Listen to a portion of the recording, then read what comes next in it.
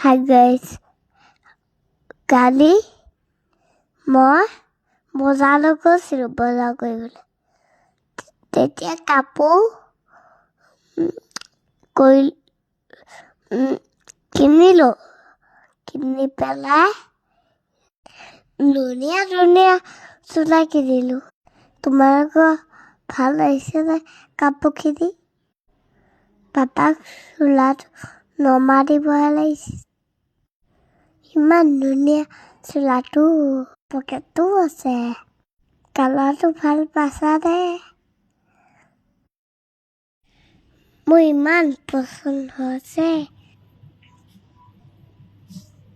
পাপাই যে চোলাটো নিদিলে।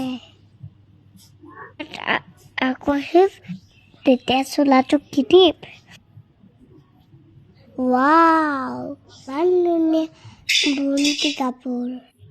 কোনটো লাগে? আজি লৈ বা